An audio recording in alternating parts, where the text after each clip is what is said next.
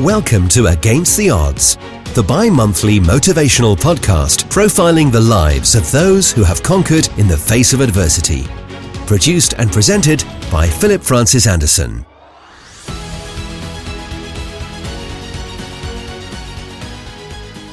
Hello, and a very warm welcome to a brand new series of Against the Odds, Surviving ME. This is episode 1, Life Joy, where today and throughout this series we are profiling the life of Dr. Rebecca Williams Dinsdale, whose books, among other things, include Inspiring Ivy.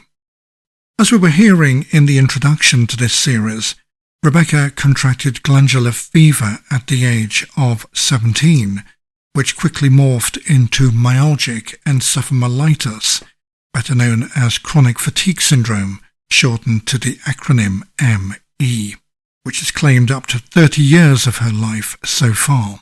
And while she's not over the condition entirely, she said she has staged quite a recovery. We're going to be learning about how she's managed to rebuild her life and how she found strength in the face of adversity. One thing she enjoys teaching is joy and helping people to find their life's resilience. Her website is teeming with hints and tips on how you can find your life's joy and resilience, and where you can order many of her books.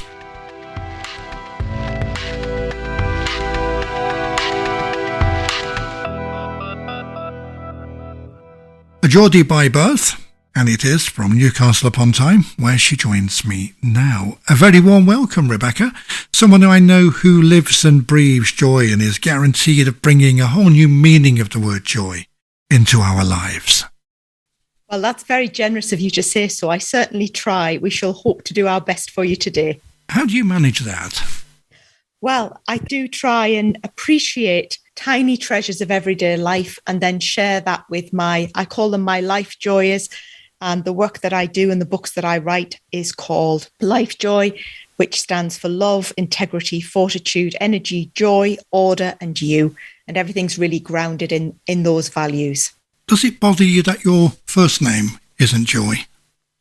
I think that's lovely. Well, my work is called Life Joy. So my books are Life Joy, and my coaching is called Life Joy Coaching. So I've tried to get it in there. But I like my name because my parents thought carefully about it. You know, it was a gift from them to me. So I try and treasure that. When I was thinking about what I would call the books, I wanted the word joy to be in them. And it took me many permutations to get there. But I thought your life's joy was your purpose and your light and your hope and your great offering. So I got joy in there somewhere. It just isn't as formal. Oh, that's interesting, because Rebecca's a lovely name, because it's sort of from the Hebrew verb meaning to bind or to tie, and it means to captivating beauty. So some lovely connotations there. I think that's so endearing and so kind of you to say so. I think beauty is a state of behaviour and inner care. I did once hear that somebody said Rebecca meant knotted cord or a heifer, as in cow. So, you know, there's a balance to all these things, isn't there? It also meant good wife. So I shall tell my husband that repeatedly, good wife. Joy. Tell me a little bit about that. What is it? Well, I think it's different perhaps for everybody, and I think depends on your circumstances, but it's been very grounded in appreciation for me, hope, valour, courage and love, so that it is a connection really of our hearts, minds and souls with each other and ourselves and our creator and creation. So it's a multifaceted thing, but it's grounded in being grateful for the small things in life and that help you through no matter what your circumstances are.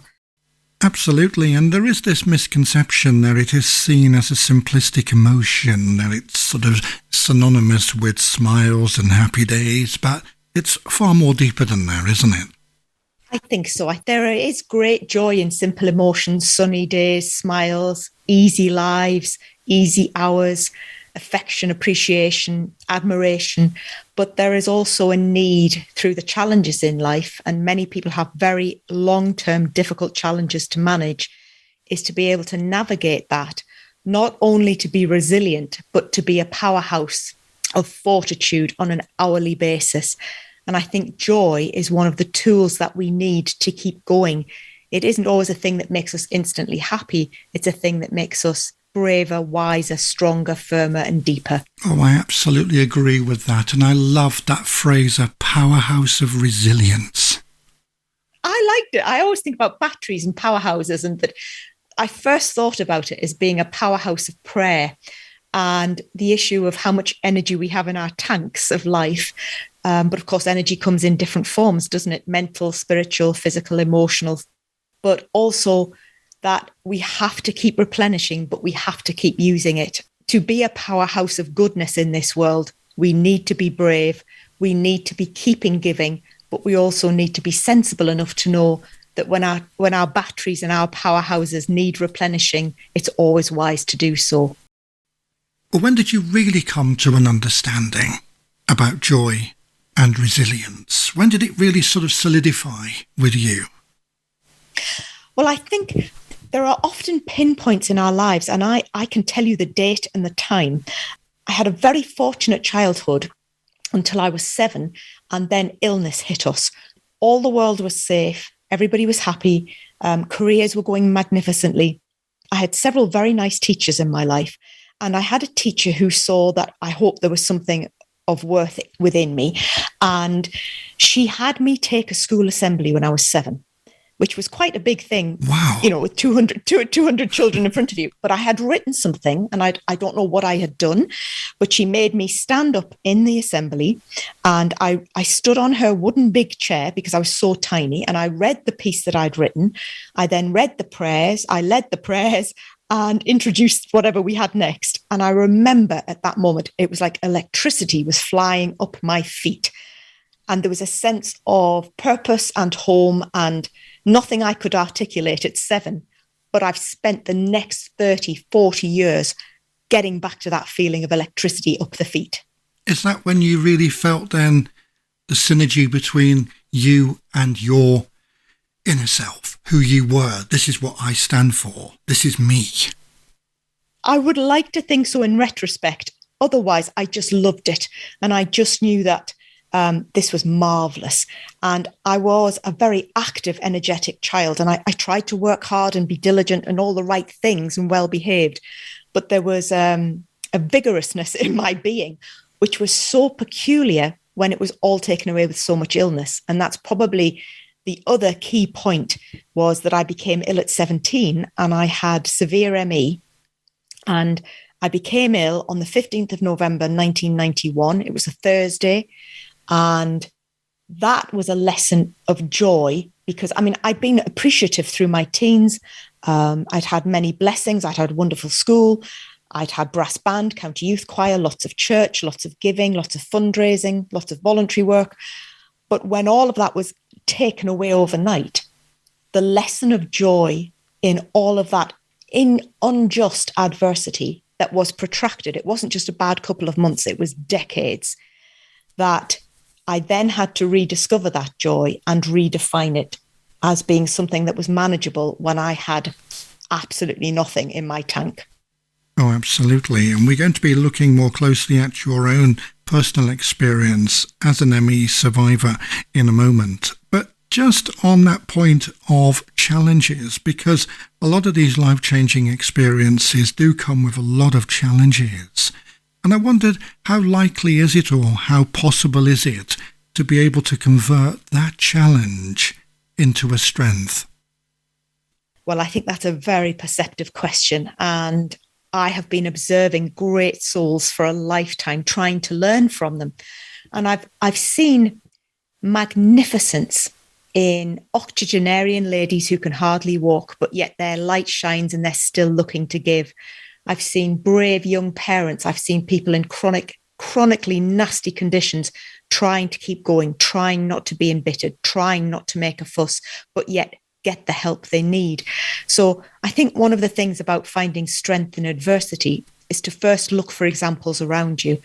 Because if you can see somebody else living that life, then I think it gives us hope and it gives us perspective and proportion. Because I always tell my coaching clients, however difficult their situations are, there will always be 1,000 people on the planet who would swap with them, or even 100. And if we can immediately, whatever our situation is, understand that there will be people who will think that our challenges are minor and they wish they had our, we would call them perhaps first world problems or whatever. Yes. That gives you an immediate perspective. And the proportion of the challenge is about how long it's gone on for, how difficult, how disabling, how much pain, how much functioning is reduced, but also how much injustice and how much hourly difficulty it generates. So I think there is a trajectory of challenge and struggle. And if we can always try and see ourselves as fortunate in some position, I think we start from a better position. But there is no doubt there are some great difficulties in this world and some heroic people trying to navigate them.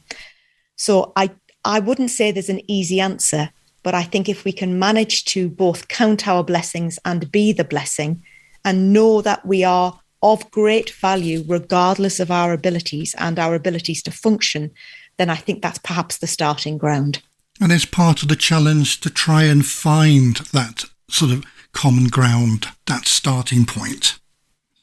It is. I mean, the issue is that we are probably far more alike than we are unalike, and that at a soul and character level, the things we all value of trust, reliability, contribution, care, valor, humour, delight, great emotions, we all smile, we all have tears. They're all that same connecting force. And I kept noticing this. I worked as a celebrant for a long time and took a lot of funeral services. So I saw great sorrow, great grief.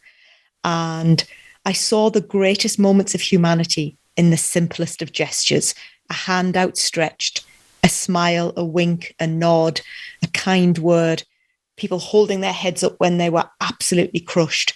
And that their example was such a privilege to see that it made me hopeful about the future on those darkest of days, that people could be that brave, so wise, so magnanimous, so gracious, whilst they were hurt, was the definition of strength in weakness, despite what had happened to them. But also, we're so easily distracted by personality differences or by cultural differences and all the things that actually separate us, if we listen and think, can still enrich us. So I have a poster in my study that says, everyone's different, everyone's the same. And I look at that on a daily basis. That my university had it as a poster for their equality and diversity department. And it had different colours of the symbol on the top with the same colour underneath. And I just thought that melting pot of who we are and who we can be is all the same in the end. And there's something really beautiful about that and about the joy that connects us. Against the Odds, celebrating those who have conquered in the face of adversity, with Philip Anderson. Where I'm in conversation with the author and life coach, Dr. Rebecca Williams Dinsdale. Rebecca, going back to our earlier conversation on joy and life's resilience, got me wondering, what is it you are actually teaching here? Because it took me back to when I was studying creative writing at Keele University. And I do remember them saying to me at the time, whilst it's possible for them to teach the basic mechanics of creative writing, such as narrative, dialogue, and syntax, for example, the one thing they couldn't teach was creativity. So if somebody was devoid of imagination, for example, it wasn't something they could tease out or nurture. I wonder if the same can be said for joy and life's resilience. Well, yet again, another joyous question. I think there are three elements to the answer for me. The first one is I love that you appreciated Keele. That's the place I wanted to go and never got to go, but I managed to go back and do a visit. So I think that's a very precious connection of our friendship. Indeed. Yes, I'm beaming at the thought you were there. Yeah. Well, when I was a little girl, I wanted to be like my mummy and play the piano in assemblies, run hymn practice, and have the children all around my feet. That was what a teacher was to me. But I don't see myself as a teacher. What I see myself as, and I hope, is somebody who encourages and shares. And I think when you encourage, you're not teaching, what you're doing is letting the other person learn themselves. So in some ways, I offer a Life Joy toolkit of strategies, of hope, of grace, of not just resilience, but of fortitude, a joyous fortitude in life, to reclaim your enthusiasm, but also to be able to teach yourself and help yourself. So on my little logo, I've got Dr. Rebecca encouraging your life joy. And whether that's done through books or talks or one-to-one coaching or courses, it's about come with me, we'll walk with this together and we'll see where we get to. And I promise you, I'll give you my all, and you might just be better from it all. And I suppose there's also the issue of seeing ourselves as individuals and all the challenges that brings. The issue of understanding ourselves as individuals, as small units and part of a bigger group, is an issue of humility as well as one of intellect, and understanding that we can chuckle at things at our own folly and know that we can chuckle at things that are true, but that we're not laughing at people, or we're not being superior or denigratory or humiliating anybody, but that our connection ultimately often comes at the happiest times of our lives and at the saddest. It's the middle ground where we get, worried about things that often matter much less. And I think the connection between us at some level, despite often disappointing behavior, despite difficulties, is the profound gift of our joy and our love. Oh, absolutely. And just to pick up on a point you mentioned earlier about counting one's blessings and being the blessing. And it's that being the blessing which I think is crucial here, because so often when we're helping other people in times of crisis, we can often forget ourselves and we leave ourselves out of the equation.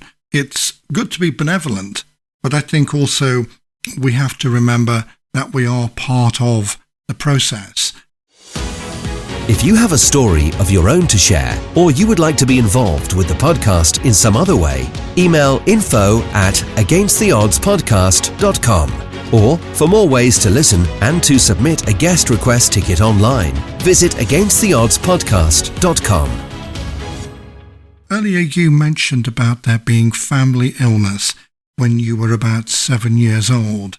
I think it was your father who contracted a condition, but without going too much into that, just give us the context to it. And I'm very interested to learn about the impact that had on you as a young child, and perhaps how it shaped your outlook on life, having witnessed all of that. Well, yet another very perceptive and compassionate question. Thank you.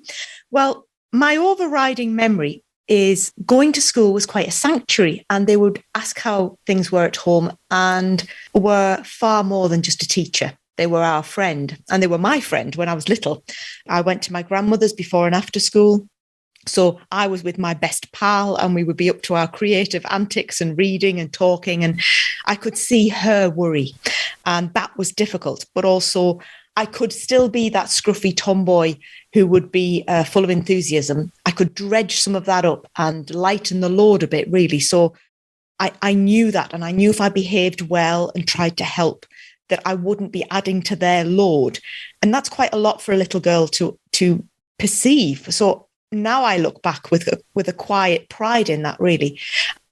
Even though I was in a school where there was a lot of poverty, there was often a lot of big Christmas presents, which is a strange thing. But my mother told me at Christmas not to tell the other children what I'd had for Christmas, because she obviously knew I would have had more than they had. But on one particular Christmas, I remember I knew that Dad had been off work for a long time and very ill. And I knew that the income was dropping dramatically. So I remember trying very hard not to ask for Christmas presents. And of course, everybody asks children, don't they, all the time? And I remember I had to find something to ask for that was manageable, but that wasn't enormous, because suddenly your income's gone. And this is really odd because I asked for a Parker pen because I didn't have a very jolly teacher at the time who used to tell me off a lot for being enthusiastic and impetuous and being me, really. I remember asking for this Parker pen because she said my handwriting was so bad that if I had a decent pen, it would be a bit less bad. Right. And I remember thinking, well, if I get a posh pen, which was, not be a huge thing these days, then that'll keep her quiet. It won't cost that much. But then something from that happened, which was really odd because we had to write letters for Santa Claus. The very sweet teacher saw this letter that I asked for a Parker pen when everybody else wanted bikes and big things. And she read it out to the class and as an example. And I went home and I didn't know this. And they told my parents and my grandmother. And I don't think in all of that difficulty, they were elated that somebody had recognized that I was trying. So I remember thinking, well, is this a good thing to ask for just a pen for Christmas? But it was a 7-year-old's attempt to not make any trouble and make things calm and better. So if I had a 7-year-old who did that now, I would congratulate them. The irony is that all the things that certain individuals who denigrated that enthusiasm, all those qualities now are the things that have been most valued in the books, in the services, in the talks. So there's a great irony to the circular notion of the soul there, really, about what's valuable and what's valued. I look at children now who've got poorly parents and I think about how they must be feeling when they can't fix it for them. That's a difficult feeling. Is that what you were thinking at the time? Oh, I think so. I think when you see people you love suffer, the innate human response is to try and fix or help. And sometimes you can't do that, but sometimes you can make things just that inch better. And there's an exhilaration to that. So your problem-solving skills become, in many respects, ingrained within you that then make everyday normal life really wonderful because you're so thrilled to just be up and going. But were you ever assuming the carer's role? And was that quite challenging? I've done a lot of care. Yes, I've done huge amounts of care. I've done huge amounts of, as a teenager, I did the food shopping. I cut the lawn. I washed the car. I was part of the team, and the team had to contribute. I'm very good at odd things now. My husband thinks it's hilarious. I'm good at decorating. I'm good at gardening. I'm good at, knowing what to do with the car, even though my energy is quite limited because I was doing those things when I was young. That then put me in all sorts of arenas as a teenager, which normal teenagers wouldn't be in, because I understood what it was to contribute and be a grown-up, really. So, there was an outcome of it that led me to a maturity probably beyond my years that was wonderful. But surely there must have been times when you were watching all the other teenagers or children when you were very young enjoying themselves and you had to spend your time at home. Surely there must have been conflict there sometimes. I think I was aware that people had very abundant, luxurious lives when they could, go on big holidays and do normal things. And we were scrabbling around for energy to just cope. But the ability of being just coping or not coping was so fundamental to us that I almost detached from all of that normality. I've got pals who go away for 6 weeks every summer and were upset this year that they didn't go away. And I thought, my goodness, you've missed one holiday. It doesn't mean anything. The last time my dad went on holiday was 1989. So the normal frustrations of life do not touch me at all. Not even back then? Well, they made me a bit sad that we couldn't do it, but I was so focused on surviving and appreciating what we had that if you spend your life wishing for things you can't have or can't manage, you just live in misery and you won't get out of that. So I did work hard from an early age to be pleased for other people, because I also remembered that there were children in my school on free dinners and didn't have enough money for the trip. I saw poverty at a level of aspiration and material possession that was so astonishing that even when we were in trouble, we were living an abundant life. Rebecca, thank you very much indeed. That's Dr. Rebecca Williams Dinsdale there, my guest on Against the Odds. And more information on life's joy and resilience is available from drrebecca.org.uk. That's Dr. spelled D-R, where you can sign up for Rebecca's newsletter and learn more about her publications. including inspiring Ivy, a character we'll be learning more about later in the series. That just about brings things to a close for Episode 1, Life Joy. Up next, Episode 2, Lost Time. At that time, I was on about 40 weeks a year in bed. Essentially, I went in that bedroom in the autumn and I came out in the spring. They are not hours that you can watch television or read or do any crafts or have visitors.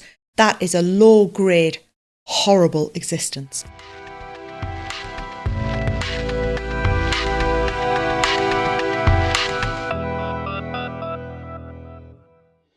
Thank you for listening to this edition of Against the Odds, the bi-monthly motivational podcast celebrating the lives of those who have conquered in the face of adversity, produced and presented by Philip Francis Anderson. Whether you have a story of your own to share or you would like to be involved with the podcast in some other way, email info@againsttheoddspodcast.com or visit www.againsttheoddspodcast.com for more information and to submit a guest request ticket. This podcast is the property of Philip Francis Anderson. All rights reserved. Any redistribution or reproduction of part or all of the contents in any form is prohibited other than the following. We welcome you to download and play the podcast and share with others for personal use. Please acknowledge Against the Odds Motivational Podcast as the source of the material. You may not, except with our expressed written permission, distribute or commercially exploit the content.